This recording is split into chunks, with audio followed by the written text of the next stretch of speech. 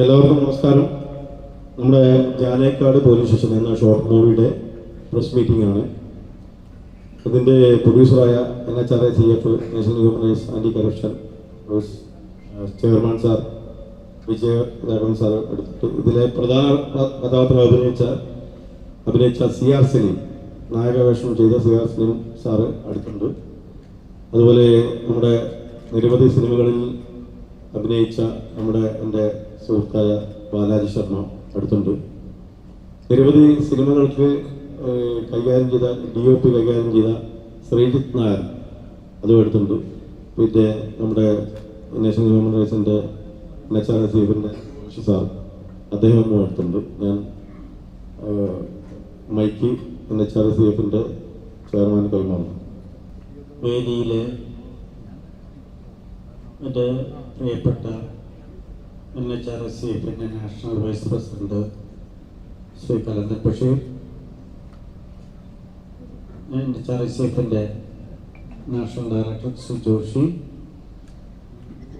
നമ്മുടെ എല്ലാ പ്രിയങ്കരനായിട്ടുള്ള ശ്രീ സലീം, അതുപോലെ തന്നെ ബാലാജി, മറ്റു സ്നേഹം നിറഞ്ഞ ഈ ഹാളിലെ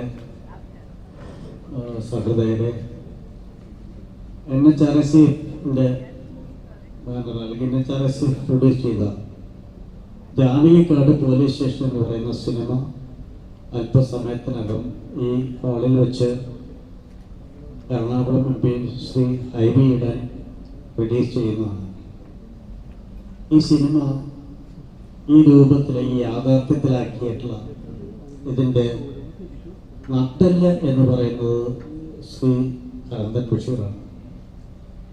അദ്ദേഹം ഇതിൻ്റെ സ്ക്രിപ്റ്റ് വായിച്ചു കേൾപ്പിച്ചു. എനിക്ക് വളരെ ഇഷ്ടം തോന്നി. കാരണം അതിൻ്റെ സ്ക്രിപ്റ്റുകളൊക്കെ തന്നെ വളരെ സക്സസ് ആയിരുന്നു. കാരണം ലഹരിക്കെതിരെ ഞങ്ങളൊരു പോരാട്ടത്തിലാണ് NHRA-CF. അതിന് ഇത്രമാത്രം അത് ഒരു ബോധവൽക്കരണം നടത്തുന്ന സിനിമകളുമായി രംഗത്ത് വന്നിട്ടുള്ളത് കലന്തൻ ബഷീറാണ്. ആദ്യത്തെ സിനിമ കുട്ടി യോദ്ധാവ് ഇതുപോലെ തന്നെ നിരവധി സ്കൂളുകളിലും അതുപോലെ തന്നെ ഒരുപാട് സ്ഥലങ്ങളിൽ ആ സിനിമ പ്രദർശിപ്പിച്ചു. വളരെ നല്ല പ്രതികരണം ആ സിനിമയിൽ നിന്നുണ്ടായി. രണ്ടാമത് ഹേയ് എന്ന് പറയുന്ന ഒരു സിനിമ, അതും ഇതുപോലെ തന്നെ വളരെ സാമൂഹ്യ പ്രാധാന്യമുള്ള ഒരു സിനിമയായി ജനം അത് അംഗീകരിച്ചു, അല്ലെങ്കിൽ അത് ആക്സെപ്റ്റ് ചെയ്തു.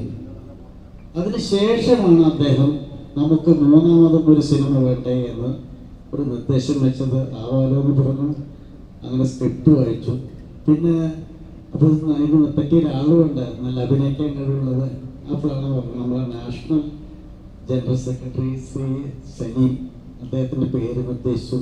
പിന്നെ മറ്റൊന്നും എനിക്ക് ആലോചിക്കേണ്ടി വന്നില്ല. കാരണം കുട്ടിയാത്തത് കണ്ട് എനിക്ക് പിന്നെ കൂടുതലൊന്നും ആലോചിക്കേണ്ടി വന്നില്ല. ശരി, കലന്തൻ ബഷീർ അങ്ങനത്തെ ആയിക്കോട്ടെ എന്ന് പറഞ്ഞു.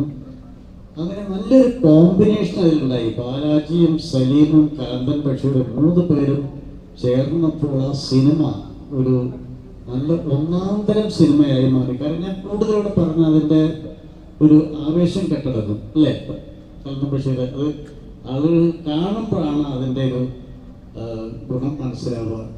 ലഹരിക്കെതിരെയുള്ള ഒരു പോരാട്ടം അത് ഞങ്ങൾ തുടർന്നുകൊണ്ടേയിരിക്കും.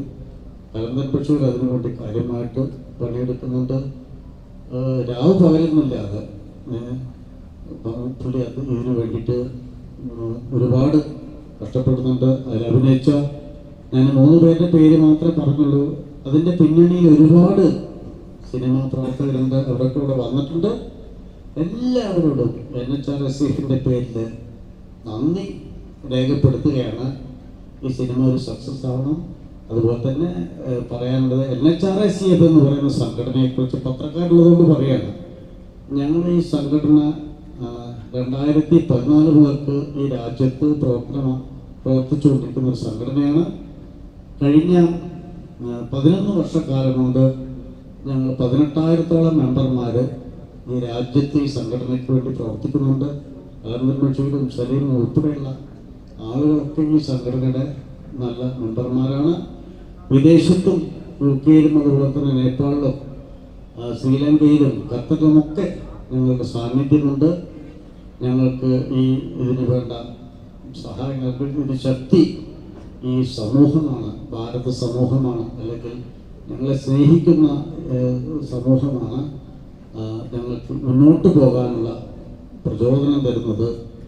ഞങ്ങൾ ഈ ജനങ്ങളെ സേവിച്ചുകൊണ്ട് മുന്നോട്ട് പോകാനുള്ള ഈ പോരാട്ടം ലഹരിക്കെതിരെ മാത്രമല്ല സാമൂഹിക തിന്മയ്ക്കെതിരായിട്ടുള്ള ഈ പോരാട്ടം ശക്തമായി മുന്നോട്ട് കൊണ്ടുപോകും എന്ന ഈ ഹോളിലെ ജനങ്ങളെ മുന്നിട്ട് ഞങ്ങൾ ഉറപ്പു തരുന്നു, പ്രതിജ്ഞ ചെയ്യുന്നു. ഞാൻ അടുത്ത് കൂടുതൽ സംസാരിക്കുന്നില്ല. ഈ ചോദ്യങ്ങൾ വന്നതിനനുസരിച്ച് മറുപടി പറയാം എന്ന് മാത്രം പറഞ്ഞുകൊണ്ട് ഞാൻ കാരണം അടുത്തതായി നമ്മുടെ ഇതിലെ ജോർജ് എന്ന കഥാപാത്രത്തെ വളരെയധികം നന്നായി കൈകാര്യം ചെയ്ത നമ്മുടെ ഇതിലെ കഥാനായകൻ CR Saleem. Good evening all. First of all thanks NHRC. അവരാണ് എനിക്ക് ഇങ്ങനൊരു അവസരം തന്നത്. സെക്കൻഡ് കളന്തം ബഷീറാണ് എന്നിലൊരു അഭിനേതാവുണ്ടെന്ന് കണ്ടെത്തുന്നതും എന്നെ അതിനെ അന്വേഷിക്കുന്നതും. അതൊന്നും ഞാൻ വിചാരിച്ചില്ലായിരുന്നു ഇങ്ങനെയൊക്കെ ആവുന്നു. പക്ഷേ ഐ ആം സോ ഹാപ്പി. ഞാനത് കണ്ടിരുന്നു, വളരെ നന്നായിട്ട് വന്നിട്ടുണ്ട്. Thanks Kalantham Basheer, thanks NHRC. പിന്നെ ഞങ്ങളൊരു ഗ്രൂപ്പായിട്ടുള്ള പ്രവർത്തനമായിരുന്നു. അത് ബാലാജിയെപ്പോലുള്ള ഒരു എക്സ്പീരിയൻസ് ഉള്ള ആളുകൾ നമുക്ക്, ഞാൻ സിനിമയിൽ ഫസ്റ്റാണ്. കുറേ കാലങ്ങളായി ഞാൻ കണ്ണക്കടമ്പിലൊക്കെ അഭിനയിക്കാറുണ്ടായി. സിനിമയിൽ ഞാൻ ഫസ്റ്റായിരുന്നു. അപ്പോൾ ബാലാജിയാണ് എനിക്ക് ഒരുപാട് സപ്പോർട്ടൊക്കെ തന്നത്. താങ്ക്സ് ബാലാജി. അതുപോലെ തന്നെ ക്യാമറമാൻ സുജിത്ത്, എല്ലാവരോടും സ്പെഷ്യൽ താങ്ക്സ് പറയുന്നു. Okay, thank you. അടുത്തതായി നമ്മുടെ ഇതിലെ വളരെ ശക്തമായ കഥാപാത്രം അഭിനയിച്ച നമ്മുടെ ബാലാജി ഷാ. പ്രിയപ്പെട്ടവരെ നമസ്കാരം. എല്ലാവർക്കും സുഖമെന്ന് വിശ്വസിക്കുന്നു. കളന്തൻ ബഷീർ എന്ന പേര് നിങ്ങൾ കേൾക്കുന്നതിനൊക്കെ വളരെ മുമ്പ് കേട്ട് വളരെ വർഷത്തെ പരിചയമുള്ള വളരെ അടുത്തൊരു സുഹൃത്തായ കളന്തൻ ബഷീർ അഭിനയം തൊഴിലായി കണ്ട് അഭിനയിക്കാൻ വേണ്ടി ഗൾഫിൽ ജോലിയൊക്കെ ഉപേക്ഷിച്ച് ഒരുപാട് സ്ഥലങ്ങളിൽ ഒരുപാട് ചെറിയ ചെറിയ വേഷങ്ങൾ, വലിയ വലിയ വേഷങ്ങളൊക്കെ ചെയ്ത് പിന്നീട് വർഷങ്ങൾക്ക് ശേഷം ബഷീറിനെ കാണുന്ന കായംകുളം കൊച്ചുണ്ണിയാണ് ഞങ്ങൾ പരിചയപ്പെടുന്നത്. കായംകുളം കൊച്ചുണ്ണി എന്ന സീരിയൽ. നസീർ സാറിൻ്റെ കായംകുളം കൊച്ചുണ്ണി അല്ല, പുള്ളി വിചാരിക്കും അത്രയും സീരിയലാണ്, നല്ലല്ല കേട്ടോ. കായംകുളം കൊച്ചുണ്ണി എന്നുള്ള സീരിയൽ.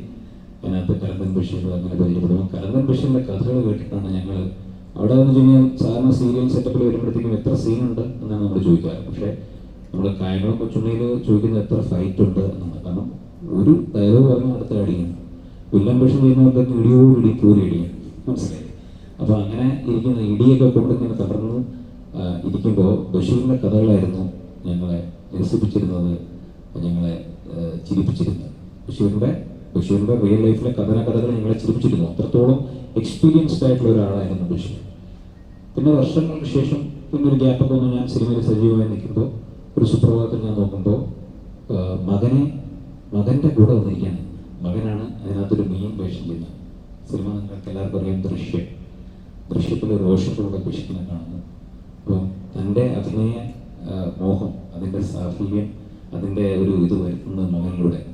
ഗംഭീര വേഷമായിരുന്നു. ദൃശ്യം മലയാള സിനിമയിൽ ആദ്യത്തെ 50 കോടി കടന്ന് അതിലും വലിയ ഒരു മലയാള സിനിമയുടെ ഒരു ചരിത്രത്തിൻ്റെ ഭാഗമായി. അപ്പോൾ ബഷീറിൻ്റെ ആഗ്രഹങ്ങൾ ബഷീർ സഫലീകരിച്ച മകനിലൂടെ. പിന്നീട് കുറേ കാലം കഴിയുമ്പോൾ ഞാൻ നോക്കുമ്പോൾ ബഷീർ കുറേ ഒരു ഷോർട്ട് ഫിലിമിൻ്റെ ലിങ്ക് എനിക്ക് അയച്ചിട്ട് ഇതൊന്നും കാണണമെന്ന് പറഞ്ഞു. ഞാൻ നോക്കുമ്പോൾ ഗംഭീര ഷോർട്ട് ഫിലിം. ഞാൻ ചോദിച്ചു, ഞാൻ നമ്മൾ നോർമലി നോക്കില്ലല്ലോ സംവിധാനം, ഷോർട്ട് ഫിലിം അങ്ങനെ കണ്ടു. ബഷീർ അഭിനയിച്ചാവാം എന്ന് വിചാരിച്ചു കണ്ടു, അല്ലെങ്കിൽ റോഷൻ അഭിനയിച്ചാവാൻ വിചാരിച്ചു കണ്ടു. പക്ഷെ അത് നല്ല ഇതാരുമില്ലാത്തൊരു ഷോർട്ട് ഫിലിം. ഗംഭീരം. ഞാൻ നല്ല മേക്കിംഗ് കേട്ടോ. ആണോ ചോദിച്ചു. അതെ, ഞാനാണ് എൻ്റെ സംവിധാനം, ഞാനാണോ. പിന്നീട് ഉണർവ് എന്നുള്ള ഷോർട്ട് ഫിലിമിനെ കുറിച്ചൊന്നും ഞാൻ പറയേണ്ട കാര്യമില്ല. ഒരുപാട് അവാർഡ്സും ഇപ്പോഴും ഡെയിലി നമ്മൾ ഫേസ്ബുക്കിലോ എവിടെയെങ്കിലുമൊക്കെ ബഷീറിൻ്റെ അവാർഡിൻ്റെ വാങ്ങിക്കുന്ന ഒരു ഫോട്ടോ കാണാൻ പറ്റും. അത് കഴിഞ്ഞിട്ട് അപ്പോൾ ഒരു ഷോർട്ട് ഫിലിം ചെയ്യുന്ന സമയത്ത് ഇവിടെ നിങ്ങൾ വരണം, ഒരു പരിപാടിയുണ്ട് എന്ന് പറഞ്ഞു. അപ്പോൾ ഞാൻ ഓക്കെ, നായകനാണോ? നായകനൊന്നുമല്ല, നിങ്ങൾ വരണം. ഞാൻ വിളിച്ച വരുവില്ലേ? ഞങ്ങൾ വരും. നമ്മളെന്താണ് വ്യത്യസ്തമായ വേഷമാണ്. ഞങ്ങളെന്താണ് പോലീസാണ്. വ്യത്യസ്തം. എനിക്ക് നമ്മൾ 100-ൽ 99 പോലീസ് സ്റ്റേഷൻ ചെയ്ത് എന്നോട് തോന്നുന്നു വ്യത്യസ്തം. പക്ഷേ ബഷീർ വിളിച്ചാൽ പോകാൻ പറ്റില്ല. അങ്ങനെ വന്ന് തുടങ്ങി കഴിഞ്ഞപ്പോൾ നോക്കിയപ്പോൾ ശ്രീജിത്തുണ്ട്, മൊത്തം ക്രൂ, രതീഷ് പാലോടുണ്ട്, അസോസിയേറ്റ്, മൊത്തം ക്രൂ സിനിമാക്കാരൻ വളരെ ഗംഭീരം. നോക്കിയപ്പോൾ ഞാൻ ആരാണ് ഹീറോ. അപ്പോൾ അവിടെ പൂജയൊക്കെ നടക്കുന്ന സമയത്ത് ഒരു അടിപൊളി ഗ്ലാസ് ഒക്കെ ഇട്ടിട്ട് ഒരാളിങ്ങനെ മാറി ഒരു ഭയങ്കര ഒരു ഞാൻ വെച്ചൊരു ഫോറിനറായിരിക്കും, ഫോറിനിൽ നിന്ന് ഇന്ത്യയിലേക്ക് വന്ന ആളായിരിക്കും വിചാരിച്ചു. അല്ലെങ്കിൽ ആംഗ്ലോ ഇന്ത്യൻ അങ്ങനെ ഒരാൾ മാറി നിൽപ്പുണ്ട്. ബഷീറോട് ഇദ്ദേഹമാണ് ഈ പ്രധാന കഥാപാത്രം ചെയ്യുന്ന ആൾ. അപ്പോൾ ഞാൻ നോക്കുമ്പോഴത്തേക്കും ഒരു ചെറിയ ചിരിയൊക്കെ എത്തി. അപ്പോൾ ആദ്യം ഞാൻ വിചാരിച്ചു ഭയങ്കര ജാടയായിരിക്കും, കാരണം നല്ല ഗ്ലാസ് ഒക്കെ വെച്ച് നിൽപ്പുണ്ടേ ജാടയായിരിക്കും. പക്ഷേ സംഭവം ജാടയല്ല, ആദ്യമായി അഭിനയിക്കുന്നതിൻ്റെ അതുകൊണ്ടൊന്നും മാറി നിന്നാണ്. പക്ഷേ പരിചയപ്പെട്ട് കഴിഞ്ഞപ്പോൾ ഗംഭീര മനുഷ്യനാണ് മനസ്സിലായി. പിന്നെ അഭിനയിക്കാൻ തുടങ്ങിയപ്പോൾ എനിക്കൊരു വെല്ലുവിളിയായി. ഞാൻ ഇയാൾ കൊള്ളാമല്ലോ, ഇയാൾ കുറേ ദൂരം മലയാള സിനിമയിൽ പോകുമെന്ന് തോന്നുന്നു. വളരെ ഗംഭീരമായി ആ കഥാപാത്രം ചെയ്തിട്ടുണ്ട്. ഒട്ടും അതിഭാവുകത്വമില്ലാതെ ആ കഥാപാത്രത്തിന് വളരെ നാച്ചുറൽ. ബഷീർ ഇടയ്ക്കിടയ്ക്ക് വന്ന് പറഞ്ഞു കൊടുക്കുന്നുണ്ട്, ഒക്കെ പറയുന്നുണ്ട്. ഈവൻ സലീമക്കയുടെ ഒരു ഗുണമെന്ന് വെച്ച് കഴിഞ്ഞാൽ ഇദ്ദേഹം മലയാള സിനിമയുടെ ഒരുപാട് ഇപ്പം നമ്മൾ ചെയ്തുകൊണ്ടിരിക്കുന്ന മഹേഷ് നാരായണൻ്റെ വലിയൊരു പടം, മമ്മൂട്ടി മോഹൻലാൽ, കുഞ്ചാക്കോവൻ, ഇല്ലാത്തവരില്ല അല്ലേ, എല്ലാവരും ഉണ്ട്. അതിൻ്റെയൊക്കെ പ്രൊഡ്യൂസറാണ്. ഒരുപാട് സിനിമകളുടെ സിനിമ എന്താണെന്ന് വ്യക്തമായിട്ട് അറിയാവുന്നതാണ്. പക്ഷേ നമ്മൾ ഒരു സജഷൻ പറയുക അല്ലെങ്കിൽ നമ്മളോട് ചോദിക്കേണ്ടത് ഇങ്ങനെ ചെയ്താൽ മതിയോ എന്ന് ചോദിക്കുമ്പോൾ അത് ഉൾക്കൊണ്ടുകൊണ്ട് അഭിനയിക്കുന്ന വളരെ നാച്ചുറലായിട്ടുള്ള ആക്ടറാണ്. ഒരുപാട് ദൂരം മുന്നോട്ട് പോകാൻ പറ്റും. പിന്നെ ഇതിൻ്റെ കഥാഗതിയെക്കുറിച്ചോ അതിൻ്റെ കഥാസാരത്തെക്കുറിച്ചോ ഞാനൊന്നും പറയുന്നില്ല. ബിക്കോസ് എനിക്ക് തോന്നുന്നു നമ്മൾ കാണാൻ പോവുകയാണത് അല്ലേ, നമ്മൾ കാണുന്നു. അപ്പോൾ കാണാൻ പോകുന്ന ദൂരം പറഞ്ഞിരിക്കേണ്ട കാര്യമില്ല. എന്തായാലും അഭിനയിച്ചപ്പോൾ എനിക്കൊരു ഒരു മനസ്സിലൊരു വൈബ് തോന്നുന്നു. അല്ലെങ്കിൽ നമ്മൾ സാധാരണ എത്രയോ ഷോർട്ട് ഫിലിംസ് ഒക്കെ പഠിക്കും, പക്ഷേ ഇങ്ങനൊരു ഫംഗ്ഷൻ വെക്കുകയും ഈ ഫംഗ്ഷനിൽ നമ്മൾ ശരിക്കും പറഞ്ഞാൽ എനിക്ക് ഷൂട്ടുള്ള ദിവസമാണ്. പക്ഷേ ബഷീർ നിങ്ങൾ വന്നില്ലെങ്കിൽ ഉണ്ടല്ലോ, ഇതാണ് എനിക്ക് പറയുന്നത്, വന്നിട്ട് പെട്ടെന്ന് ചൂടാവുന്ന ആളാണ് കേട്ടോ. നിങ്ങൾ കാണുന്ന ആളല്ല, താടി വെച്ച് താത്തിനെങ്കിലും കണ്ണാടി വെച്ചിരിക്കുന്ന ദേഷ്യം കണ്ണിലെ ആ ചുവപ്പ് മറയ്ക്കാനാണ്. അപ്പോൾ എൻ്റെ അടുത്ത് ചൂടായി പറഞ്ഞു വന്നില്ലെങ്കിൽ എൻ്റെ സ്വഭാവമാണെന്ന് പറഞ്ഞു. പേടിച്ചിട്ട് വന്നു, കാരണം കോഴിക്കോടും കൊണ്ടുപോകും ആ സെറ്റപ്പ്. അതുകൊണ്ട് എന്തായാലും ഇത് തീർച്ചയായും നിങ്ങളെ മനസ്സിനെ ഒന്ന് തൊട്ടുപോകണം. എന്താ പറയുക, ഒരു നിമിഷമെങ്കിലും നിങ്ങൾ ഇമോഷണൽ ആവും എന്ന് 100% ഗ്യാരണ്ടിയോട് ഞാൻ പറയാം. ഇത് ഒരുപാട് ദൂരം മുന്നോട്ട് പോകും. അതുകൊണ്ട് തന്നെയാണ് ഇത് ഒരുപാട് മഹാനടന്മാരുടെ പേജുകളിലൂടെ ഇത് റിലീസാകാൻ പോകുന്നത്. നാളെയാണ് എൻ്റെ റിലീസ്. ഇത് നിങ്ങൾ കണ്ട് ഇഷ്ടപ്പെടുകയാണെങ്കിൽ മാത്രം ഇത് മാക്സിമം ഷെയർ ചെയ്യണം. ഇത് not only as a film but also socially relevant ആയിട്ട് വളരെയധികം സ്ട്രോങ് ആയിട്ടുള്ളൊരു മെസ്സേജ് പറയുന്ന, എന്നാൽ ഫാമിലി പോലീസുകാരൻ ഫാമിലി ഉണ്ട്. ഇതാണ് ഞാൻ ഇതിനെക്കുറിച്ച് പറയാൻ ആഗ്രഹിക്കുന്ന ഒറ്റ വാക്യം. എന്തായാലും all the best for Kalanthan Basheer and team and all the best for us. ഒരു നല്ലൊരു സിനിമയിൽ പങ്കെടുത്തതിൻ്റെ ചാരിതാർത്ഥ്യവും സന്തോഷവും നന്ദിയും രേഖപ്പെടുത്തിക്കൊണ്ട് ഞാൻ ബഷീറിൻ്റെ പെർമിഷനോടുകൂടി ഇതിൻ്റെ DOP ശ്രീജിത്തിന് മൈക്ക് കൈമാറി. എല്ലാവർക്കും നമസ്കാരം. ബഷീർക്കയുടെ കൂടെ രണ്ടാമത്തെ സിനിമയാണ്. ആദ്യത്തേത് കുട്ടിയോദ്ധാവ്, രണ്ടാമത്തെ ഈ സിനിമ. ബഷീർക്കയുടെ ഡയറക്ഷനും സലീംക്കയുടെ അഭിനയത്തിനും നല്ല രീതിയിൽ വന്നിട്ടുണ്ട്. ഇനി ഇവെല്ലാം നിങ്ങൾക്ക് കാണാമല്ലോ. വേറെ പ്രത്യേകിച്ചൊന്നും പറയുന്നില്ല. എല്ലാവർക്കും എൻ്റെ നമസ്കാരം. നമസ്കാരം. ഒരൊറ്റ കാര്യം മാത്രം ഞാൻ പറയാം. NHRCFിൻ്റെ ഈ ഫിലിമുമായി അല്ലെങ്കിൽ ഒരു സാമൂഹ്യ പ്രതിബദ്ധതയുള്ള ഒരു ഫിലിമിനോട് ചേർന്ന് നിൽക്കാൻ കഴിഞ്ഞു എന്നത് തന്നെ ഈ സംഘടനയെ സംബന്ധിച്ച് വളരെയധികം അഭിമാനം തോന്നുന്ന ഒരു നിമിഷമാണ് ഇപ്പോൾ. കഴിഞ്ഞ 3 ഷോർട്ട് ഫിലിമിൽ ഞങ്ങൾ പങ്കാളികളായി. അതിൽ ഞങ്ങളൊക്കെ വളരെ സ്നേഹത്തോടെ, അല്ലെങ്കിൽ ഞങ്ങളൊരു ബ്രദറിനെ പോലെ കാണുന്ന ഒരാളാണ് കരന്ത്. ഞങ്ങൾ കരന്തെന്ന് വിളിക്കുമ്പോൾ കരന്തൻ ബഷീർന്ന് പോലും വിളിക്കില്ല, കരന്തെന്ന് വിളിക്കുക. അത്രയും അടുപ്പം സ്നേഹവും ഞങ്ങളോടൊക്കെ കാണിക്കുന്ന ഒരു വ്യക്തി കൂടിയാണ് അദ്ദേഹം. അപ്പൊ അദ്ദേഹത്തിന്റെ കൂടെ അല്ലെങ്കിൽ അദ്ദേഹം പങ്കാളികളായ ഒരു സിനിമയ്ക്ക് വേണ്ടി ഞങ്ങൾക്ക് കൂടി പങ്കാളികളായി ചേരാൻ വന്നതിൽ ആ ഒരു നിമിഷം ഞങ്ങൾക്ക് എന്നും അഭിമാനിക്കാൻ കഴിയുന്നതാണ്. ഞാൻ കൂടുതൽ സംഘടനയെ സംബന്ധിച്ച് ഞങ്ങൾ ചെയർമാൻ ഓൾറെഡി പറഞ്ഞു കഴിഞ്ഞു. ഞാൻ അതുകൊണ്ട് അതിനെ സംബന്ധിച്ച് ഒന്നും പറയുന്നില്ല. നന്ദി, നമസ്കാരം. ഈ സിനിമ അതായത് ലഹരിക്കെതിരെയുള്ള ഒരു സിനിമയായിട്ടാണോ വരുന്നത്, അതോ ഒരു പോലീസുകാരന്റെ വിഷമങ്ങളും പോലീസുകാരന്റെ ഇന്നത്തെ പോലീസുകാരും മനുഷ്യനാണ് എന്ന് പറഞ്ഞ ആ ഒരു തീമിനോട് ബന്ധപ്പെടുത്തിയാണ്?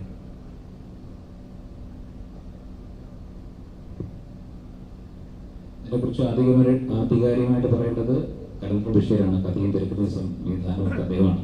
എങ്കിലും രണ്ടും ടച്ച് ചെയ്ത് കൊണ്ടുപോകുന്നൊരു സിനിമയാണ്.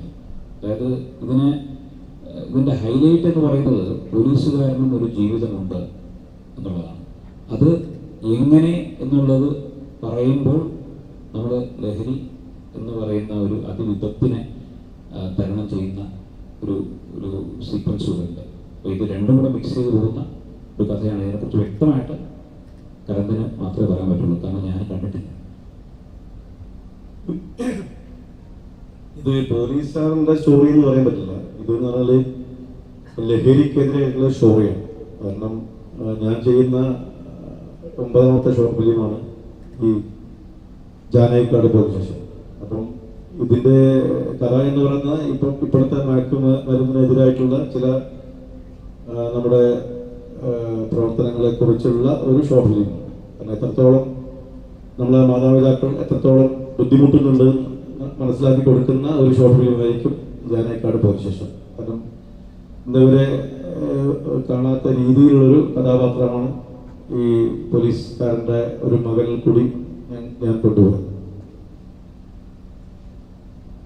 ഈ സിനിമ സംസാരിച്ചു തുടങ്ങി കഴിഞ്ഞപ്പോൾ അത് ഒരു കേരള പോലീസുമായിട്ട് അസോസിയേറ്റ് ചെയ്ത് കൊണ്ടുപോകണമെന്ന് തോന്നിയതിന്റെ കാരണം എന്താണ്?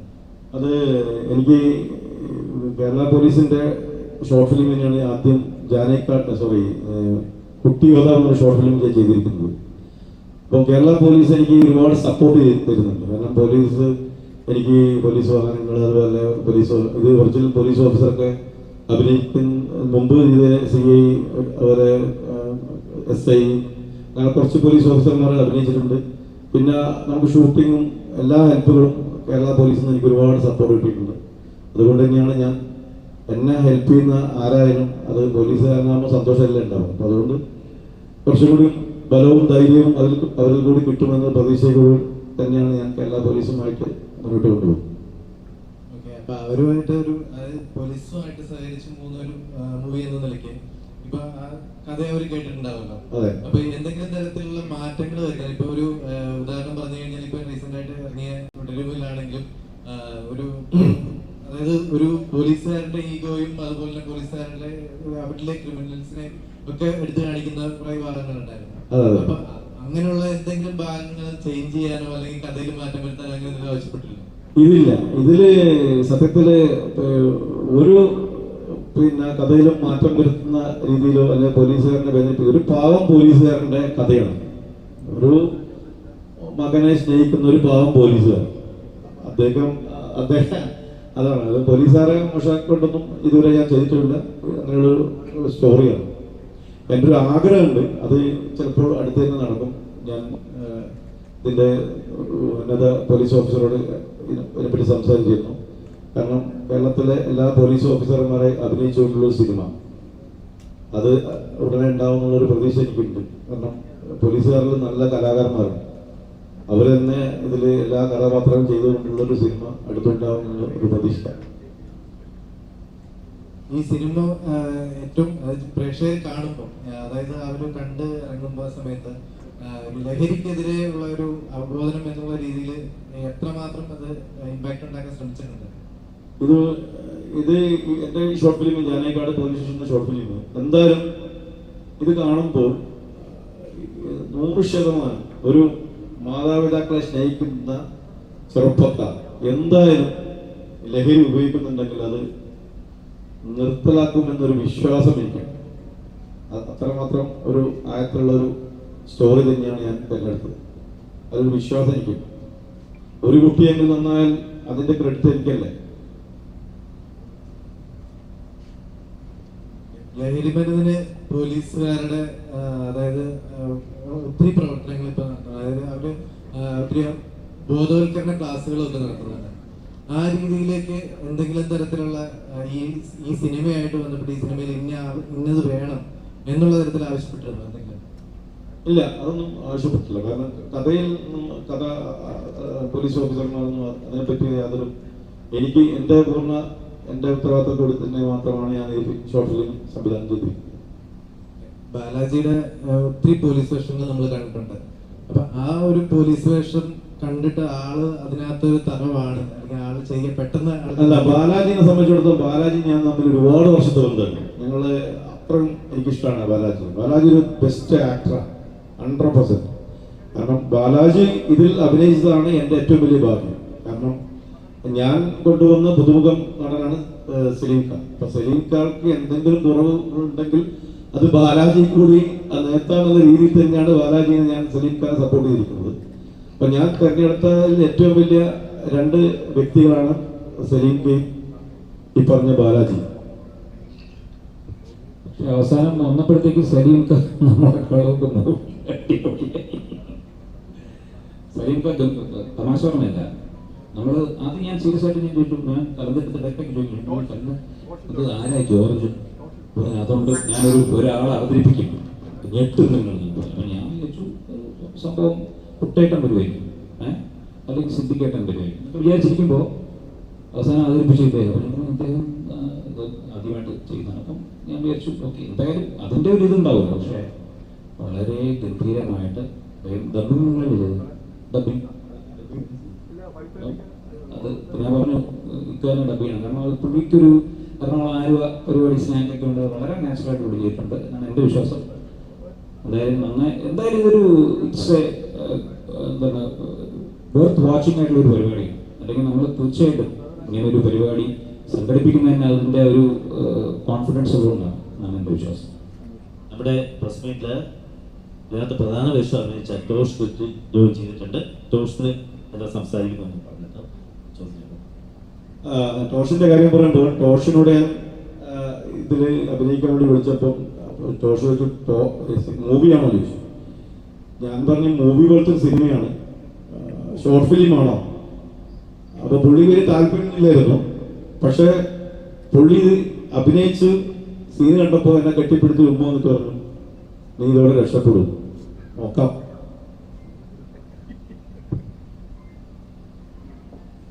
അതെ, ഈ ഒരു ഇവിടെ ചേർന്നിരിക്കുന്ന എല്ലാവർക്കും അതുമേ ഒരു സ്നേഹം അറിയിക്കട്ടെ. ഇവർക്കെൻ്റെ ഭാഗമാകാൻ കഴിഞ്ഞാൽ ഒത്തിരി സന്തോഷമുണ്ട്. പിന്നെ കാണുന്നവർ തന്നെയാണ് ഇതിനെ ഒരു വിലയിടേണ്ടത്. അതുകൊണ്ട് നിങ്ങളുടെ ഭാഗത്തുള്ള സ്നേഹവും സന്തോഷമൊക്കെ ആഗ്രഹിക്കുന്നു. എൻ്റെ കഥാപാത്രത്തെക്കുറിച്ച് പറയുകയാണെങ്കിൽ ക്യാരക്ടറിൻ്റെ പേര് ബെന്നി എന്നാണ്. ഒരു 20 മിനിറ്റിൻ്റെ ഷോർട്ട് ഫിലിമാണെങ്കിലും അതിലെ ബെന്നി എന്ന കഥാപാത്രത്തിന് 1-2 എന്താ പറയുക ഷെയ്ഡ് മറച്ചു വെക്കേണ്ടതായിട്ടുണ്ട് ഇതിനകത്ത്. അതുകൊണ്ട് എനിക്കത് ഇപ്പം റിവീൽ ചെയ്യാൻ സാധിക്കുന്നില്ല. നിങ്ങളത് കണ്ടു കഴിഞ്ഞാൽ മനസ്സിലായത് എന്തുകൊണ്ടാണ് അത് പറയാതിരുന്നതെന്ന്. അത്രയാണ് പറയുന്നത്. ബെന്നി എന്ന് പറയുന്ന ഒരു ക്യാരക്ടറാണ് ഞാൻ ചെയ്തിട്ടുള്ളത്.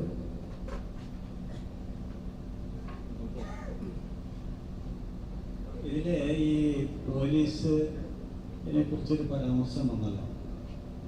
നമ്മളതിൻ്റെ കണ്ടന്റാണ് നോക്കുന്നത്. ആരൊക്കെയാണ് എന്തൊക്കെയാണെന്നതിനേക്കാൾ ആ സ്റ്റോറി എന്ത് മെസ്സേജാണ് കൊടുക്കുന്നത്. നമുക്കൊക്കെ ഒരു ധാരണ ഉണ്ട്, പോലീസുകാരുടെ മക്കൾ പോലും അല്ലെങ്കിൽ പോലീസുകാരുടെ മക്കൾ ഇതിലൊന്നും പെടില്ല എന്നൊരു വിദ്യാധാരണ ഉണ്ട്. അപ്പോൾ നമ്മുടെ ഈ സന്ദേശത്തിൽ പറയുന്നത് ഈ ഒരു മെനാസിൽ ആരും പിന്നെ ഒഴിവാക്കപ്പെടില്ല, എല്ലാവരും മക്കൾക്കും ഇത് സംഭവിക്കാമെന്നൊരു സന്ദേശം കൂടി അതിനകത്തുണ്ട്. അതാണ് പ്രൊജക്റ്റ് ചെയ്തിട്ട് കാണിച്ചേക്കുന്നത്. ജാനേക്കാട് പോലീസ് സ്റ്റേഷന്റെ സ്റ്റോറിയുടെ കണ്ടന്റ് അതാണ്.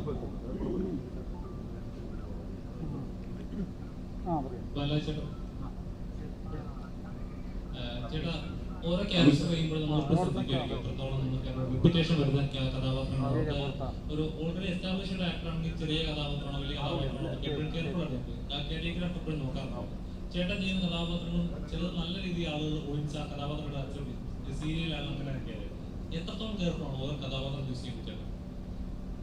നമ്മളെ സംബന്ധിച്ചിടത്തോളം ഈ ഓരോ കഥാപാത്രവും ഡിഫറൻ്റ് ആണ്. ഇപ്പോൾ പോലീസുകാരനാണ്, ഇപ്പം ഞാൻ ചെയ്തിട്ടുള്ള ഒരു മെമ്മറീസിലെ പോലീസുകാരനായിരിക്കില്ല ഫയർമാൻ്റെ പോലീസുകാരൻ. പോലീസാണ് അയാളുടെ ജോലി എന്നുള്ളതിൽ കവിഞ്ഞ് ഒരു ബന്ധവും ആ കഥാപാത്രങ്ങളുണ്ടാവില്ല. ഞാൻ സമീപിക്കാറ് അങ്ങനെയാണ്. അല്ലാതെ പോലീസ് വേഷമാണ് അതുകൊണ്ട് ചെയ്യില്ല എന്ന് പറയുന്നത് എന്നെ സംബന്ധിച്ചൊരു മണ്ടത്തരം. ഓരോ പോലീസ് കഥാപാത്രത്തിലും താത്വിക അവലോകനം എന്ന് പറഞ്ഞൊരു പോലീസ് ഒരു ക്യാരക്ടറുണ്ട്, ഫയർമാനിൻ്റെ ഒരു പോലീസ് ക്യാരക്ടറുണ്ട്, മെമ്മറീസിൽ ഒരു പോലീസ് ക്യാരക്ടറുണ്ട്, ഒപ്പത്തിലൊരു പോലീസ് ക്യാരക്ടറുണ്ട്, പറഞ്ഞു കഴിഞ്ഞാൽ ഒരുപാട് പോലീസ് ക്യാരക്ടറുണ്ട്. പക്ഷേ ഈ ഓരോ പോലീസ് കഥാപാത്രത്തിനും ആ കഥാപാത്രത്തിൻ്റെ സ്വഭാവം വെച്ചിട്ട് വ്യത്യസ്തത ഉണ്ടാവും. അവർ വളർന്നു വരുന്ന രീതി, ജീവിത സാഹചര്യങ്ങൾ, കഥയിലെ സാഹചര്യങ്ങൾ, കഥയിൽ അത് പ്ലേസ് ചെയ്യുന്ന രീതി, ഇത് മാത്രമേ ഞാൻ നോക്കുന്നത് പോലീസ് ക്യാരക്ടേഴ്സ് സംബന്ധിച്ചു. പിന്നെ ആസ് ഫാർ ആസ് ഏതൊരു സിനിമയിലോ അല്ലെങ്കിൽ ഒരു സീരിയലിലോ അല്ലെങ്കിൽ ഒരു ഷോർട്ട് ഫിലിമിലോ റീൽസിലോ നാടകത്തിലോ സ്റ്റേജ് പ്രോഗ്രാമിൽ വിളിക്കുമ്പോഴും നമ്മൾ നോക്കുന്നത് നമ്മുടെ കഥാപാത്രത്തിന് എന്തെങ്കിലും ചെയ്യാനുണ്ടോ എന്നുള്ളതാണ്. അതർ ദാൻ പാസിംഗ് ഷോട്ട്, അത് ഒരു പാസിംഗ് ഷോട്ടിൽ പോലും വിസ്മയം തീർത്തിട്ടുള്ള നടന്മാരുണ്ട് ആ ബോഡി ലാംഗ്വേജ്. അപ്പോൾ ഒരു നടനെ സംബന്ധിച്ചിടത്തോളം നമ്മൾ കിട്ടുന്ന കഥാപാത്രം എങ്ങനെ നമ്മുടെ സിഗ്നേച്ചർ ഉണ്ടാക്കുക എന്നുള്ളതാണ്. അല്ലാതെ കഥാപാത്രത്തിൻ്റെ വലിപ്പച്ചെറുപ്പത്തിൽ ഒരു കാര്യമില്ല. ഇപ്പോൾ ഞാൻ ഇന്നലെ ഒരു കഴിഞ്ഞ ആഴ്ച റിലീസ് ചെയ്ത return and directed by God എന്ന് പറയുന്ന സിനിമയുണ്ട്. അതിനകത്ത് എൻ്റെ കഥാപാത്രത്തിന് കുറേ കോൾസ് എനിക്ക് വരുന്നുണ്ട്, നല്ല പെർഫോമൻസ് ആയിരുന്നു. അപ്പോൾ എൻ്റെ അടുത്ത് ചോദിച്ചു എത്ര ദിവസം എവിടെയായിരുന്നു ഷൂട്ടിംഗ് എന്നൊക്കെ ആൾക്കാർ ചോദിക്കുമ്പോൾ ഞാൻ ഒരു ദിവസം എഴുതിയിട്ടുള്ള പടത്തിലാണ്. സിനിമയിൽ ത്രൂ ഔട്ട് വരുന്നത് പോലെ ഫീൽ ചെയ്യുന്ന രീതിയിലുള്ള സീക്വൻസുകളിൽ വരുന്നൊരു കഥാപാത്രമാണ്. അതിനകത്ത് നമുക്കുള്ള കഥാപാത്രത്തിൽ നമുക്ക് നന്നായിട്ട് പെർഫോം ചെയ്യാൻ പറ്റി എന്നുള്ളതാണ്. അതുകൊണ്ട് വലിപ്പച്ചെറുപ്പവും അതൊന്നും ഇതിനകത്ത് ഞാൻ ഇതിനെ കൺസിഡർ ചെയ്തു. ഈവൻ മണി പോലും ഞാൻ എത്ര പൈസ കിട്ടുമെന്നുള്ളതൊക്കെ വരുന്നത് അവസാനം. കഥാപാത്രത്തിന് എന്ത് ചെയ്യാനുണ്ട്, എനിക്ക് എന്തെങ്കിലും ചെയ്യാൻ പറ്റും, എനിക്ക് എന്തെങ്കിലും കോൺട്രിബ്യൂട്ട് ചെയ്യാൻ പറ്റുമോ എന്നുള്ളത് മാത്രമേ ഞാൻ നോക്കാറുള്ളൂ. അതുപോലെ ചേട്ടാ, ഒരു നടനെ സംബന്ധിച്ച് അല്ലെങ്കിൽ ഒരു നടിയെ സംബന്ധിച്ചോളം നടനായി നിൽക്കുക അല്ലെങ്കിൽ നടിയെ നിൽക്കുക എന്നുള്ളതാണ് അവർ പ്രയോറിറ്റി. പക്ഷെ പലപ്പോഴും എന്താ വെച്ചാൽ സീരിയലാണ്, ആ സീരിയൽ നടൻ അല്ലെ സീരിയൽ നടി അല്ലെ സിനിമ നടൻ നാടക നടൻ, ഇപ്പോഴും അങ്ങനെ ഒരു കാറ്റഗറൈസേഷൻ ഉണ്ടെന്ന് വിശ്വസിക്കുന്നുണ്ടോ? ഓരോന്നോരോ മീഡിയം മനസ്സിലായി. ഇപ്പോൾ ഒരു ഓട്ടോറിക്ഷ ഡ്രൈവറാണ് ഞാനെന്ന് വയ്ക്കുക, എനിക്ക് കുണ്ടും കുഴിയുള്ള റോഡിൽ കൂടെ പോകാൻ പറ്റില്ലെന്ന് പറയാൻ പറ്റുമോ? പറ്റില്ല. എൻ്റെ പാസഞ്ചേഴ്സ് IAS മാത്രം ഡീസൻ്റ് ആയിട്ടുള്ള ആളുകൾ ആയിരിക്കണമെന്ന് പറയാൻ പറ്റില്ല. വെള്ളോടിക്കാരനുണ്ടാവും, അസുഖമായിട്ട് പോകുന്നവരുണ്ടാവും, പിള്ളേരുണ്ടാവും, പല ടൈപ്പ് പാസഞ്ചേഴ്സ് ആയിരിക്കും. കുണ്ടുകുഴിയുള്ള റോഡുണ്ടാവും, നല്ല റോഡുണ്ടാവും. എൻ്റെ ജോലി വണ്ടി ഓടിക്കാനാണ്, സേഫായിട്ട് അവരെ എത്തിക്കാറുള്ളത്. അത് മാത്രമേ ഞാൻ നോക്കാറുള്ളൂ. സീരിയലാണ്, സിനിമയാണ്, ഷോർട്ട് ഫിലിമാണ്, തെരുവ് നാടകമാണ്, റീലാണ് എന്നൊന്നും ഞാൻ നോക്കാറില്ല. നമ്മൾ ഒരു as an actor we should perform every role we should get എന്നുള്ള വിശ്വസിക്കുന്ന ആളാണ് ഞാൻ. 2, ഇത് ഓഡിയൻസ് സെഗ്രിഗേറ്റഡ് ആണ്. സീരിയൽ കാണുന്ന ഓഡിയൻസിന് സിനിമയിലെ വലിയ നടന്മാരായിട്ടുണ്ടാവും. എനിക്ക് അനുഭവം ഉണ്ടായിട്ടുണ്ട്. നമ്മുടെ ഗ്രാമപ്രദേശങ്ങളിൽ പോയി കഴിഞ്ഞാൽ സിനിമയിൽ വലിയ റോളിയായിട്ടുള്ള ആളെ തിരിച്ചറിയത്തൊന്നുമില്ല.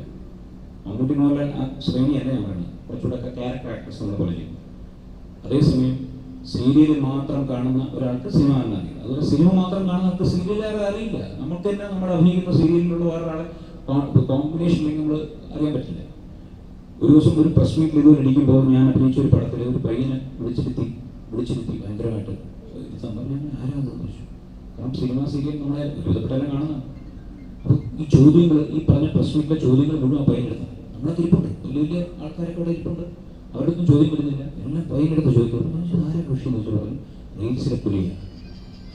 അപ്പോൾ ഈ യൂട്യൂബില് ചാനലിലുള്ള ആൾക്കാരൊക്കെ ചോദിക്കുന്നത് മറ്റേ പുടയും എന്തോ ഒരു പേരുണ്ട്, മീൻകറിയും മറ്റേ അച്ചാർ എന്നൊക്കെ പറഞ്ഞിട്ടുള്ളൊരു ചാനലിൻ്റെ ആളാണ്. അപ്പോൾ അതിന് ഓഡിയൻസ് ഉണ്ട്, ടിക്ടോക്കിന് ഓഡിയൻസ് ഉണ്ടായിരുന്നു. അപ്പോൾ ഓഡിയൻസ് സെഗ്രിഗേറ്റഡ് ആണ്.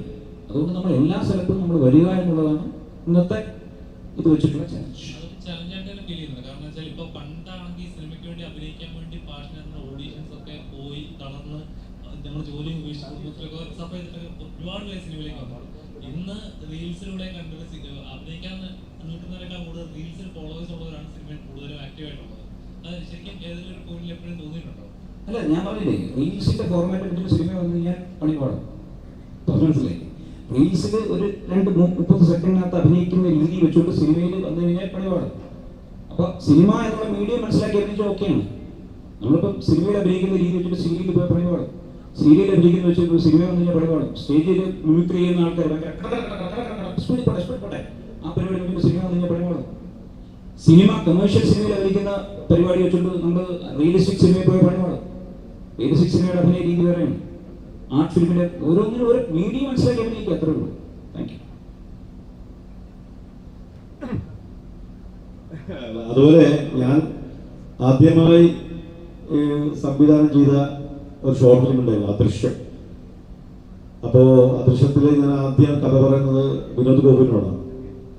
അപ്പോൾ ഞാൻ വിനോദ് ഗോപിനോട് പറഞ്ഞു, ഈ കഥ നിങ്ങൾ ഡയറക്റ്റ് ചെയ്തു. പുള്ളി പറഞ്ഞു നിങ്ങൾ ഡയറക്റ്റ് ചെയ്താൽ. വിനോദ് ഗോപൻ ഇവിടെ ഉണ്ട്, സ്റ്റേജിൽ ഇരിക്കുന്നുണ്ട്. വിനോദ് ഒന്ന് എഴുന്നേറ്റ് നിൽക്കണം, എൻ്റെ ആദ്യത്തെ നായകനാണ്.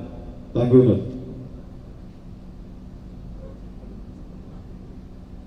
വിനോദേ പ്ലീസ് കം. ഒരു ഇങ്ങോട്ട് വരിക വിഷയം നമ്മളെ കൂടെ ഉണ്ടായിട്ട് ബഹുമാനിക്കാം. നമസ്കാരം.